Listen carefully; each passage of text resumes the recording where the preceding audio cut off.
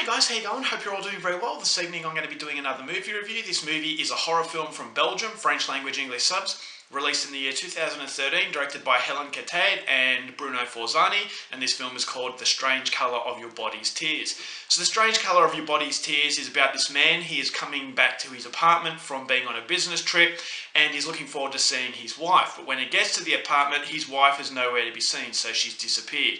So he's trying desperately to find her, but in his quest to try and find her, he's going to go down a deep and dark nightmare within his apartment as he starts to realise the truth behind his wife's disappearance. And so what happens at that point on is something you're going to have to find out for yourself, because that's as far as I'm going with my synopsis. Now my thoughts on The Strange Colour of Your Body's Tears. Apart from the very interesting title, the reason why I wanted to see this movie is that Helen Catade and Bruno Forzani are very interesting directors. They directed another Belgian movie called Aimer. Now Aimer was a movie I didn't really like, but I appreciated for the style that these two have. And the style they managed to create was very similar of Giallo, especially Dario Argento movies, where it was all about colour and the vibrant colours playing a character of their own.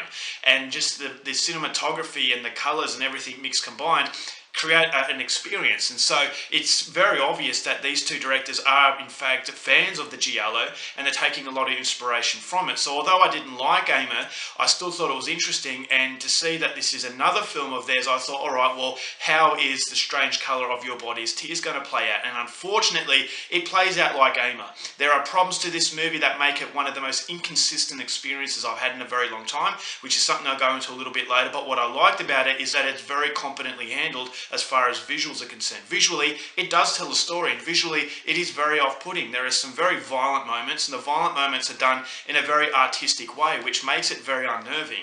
And so if you are a fan of art house films, then these two directors are definitely directors you need to check out, because there is a strong level of artistic quality to what they do, and I can really applaud that, is that they're telling a story through different means. And because it's told through different means, it shows that, okay, they're trying something unique within the cinematic experience. And so that's something that I can always appreciate. And that's something that is very, it's very trademark of European cinema. And so these directors, they managed to create a very dreaded sense of nightmare. And the nightmare playing through this man's quest to find his wife, I thought it does stay true to what the horror genre is all about. And so it's very bright and vibrant colours. The colours are very much in your face, and it is an assault on the senses. The way the camera is used, the camera angles and the editing that the movie possesses, I thought, okay, was very interesting.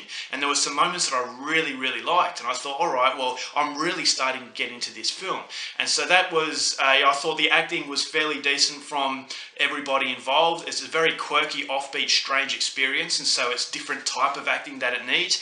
And I could actually get into the authenticity of this man's torment, inner torment, as he's trying to get to the truth as to where his wife has gone. So it's a very, very simplistic story, but it's the way it's told which is the interesting draw card that the film has. But unfortunately, that's all I can say as far as positives are concerned. This is, I believe, one of the most convoluted experiences I've had in a very long time, and therefore it's so inconsistent. There are moments that I really, really liked, but then there were moments that I didn't like, and then there was another moment I really liked, and there was a moment I didn't like. So every moment I liked was basically partnered up with something I really didn't like, and so I was back and forward all through the film.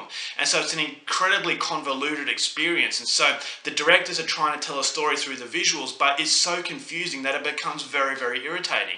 And so yes, the movie is trying to be deep and meaningful, it's trying to be something more than just what you see on the surface, but I believe that it was so convoluted that it becomes irritating, and when it becomes irritating, you don't really care what the film's about.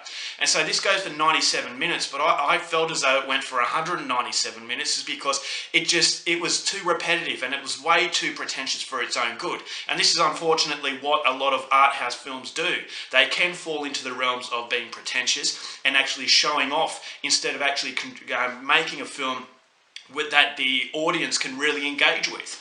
And that's ultimately the problem with not only The Strange Colour of Your Body's Tears, but also Ama, is that it has a very simplistic story, it has a very unique way of telling that story, but unfortunately is trying way too much. And yes, if you really concentrate, maybe you can get to it, but unfortunately the irritating quality that this movie has, whether it's repetitive music or whether it's a repetitive moment that this character goes through, it's just hitting you over the head. It's like saying, look, aren't we good? And it's just basically saying, look, aren't we good? Look, aren't we good? Look, aren't we good? And it's just basically basking in their own glory to a point where I felt as though it was just incredibly annoying.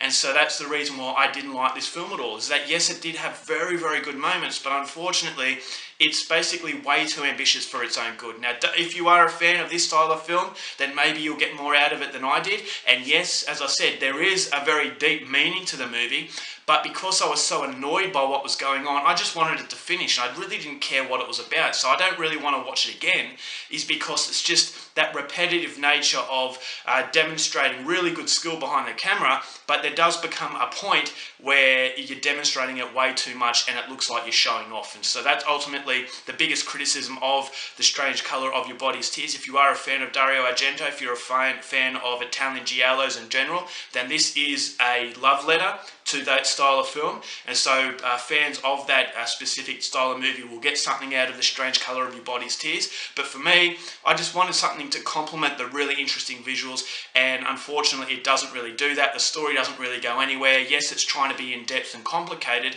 but unfortunately the complexity just doesn't have any interest behind it because it's an absolute chore to get through. So overall, for The Strange Colour of Your Body's Tears, I'm not going to recommend this. I'm going to give this one 1.5 stars. Alright guys, that's it for my review. Hope you enjoyed it. Till next time, keep watching movies and I'll see you later.